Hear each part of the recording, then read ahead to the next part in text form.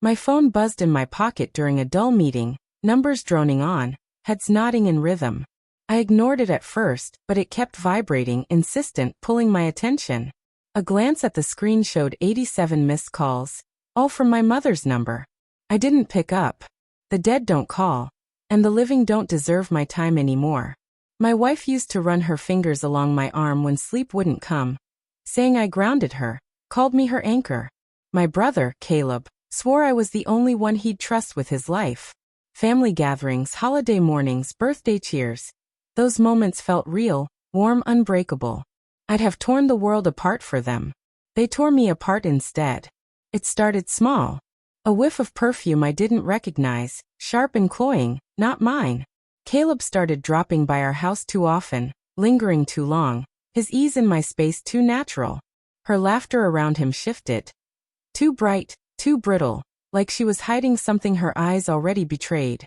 The night I confirmed it, I didn't confront them. I stood in the shadowed hallway, peering through a cracked door, her hands tangled in his hair, his low chuckle twisting my name into a taunt. I didn't yell. I pulled out my phone, recorded 12 seconds of truth, and walked away. The next day, I filed for divorce. No words, no fight, just papers served. She pleaded, swore it was a fleeting mistake, tears streaming. I sent her the video. Her voice died. I sent it to Caleb too. He didn't respond. My family urged me to forgive, to rebuild. I rebuilt, alright, without them. New number, new life, every tie severed. The silence was pure, a clean break from their poison. Then the calls came relentless, a flood of them, followed by a single text. Please, it's about Caleb. I didn't want to care, but something gnawed at me, a cruel curiosity.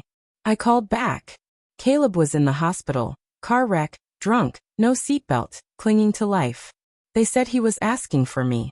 I went, not out of love, but to see the wreckage of the man who'd wrecked me. He looked like a ghost already, tubes snaking from his throat, skin pale as ash, broken in ways that don't mend clean. His eyes flickered when he saw me weak, pleading. He tried to speak but couldn't. I leaned close. You're not dying, I whispered. You're just tasting what you fed me. But his eyes, raw, haunted, clung to me. A nurse let slip something odd. His wife had been there, left in a rush. His wife. My gut lurched. I dug deeper, and it unraveled fast. My ex-wife had married him, barely a year after our divorce. No one told me. But that wasn't the worst of it.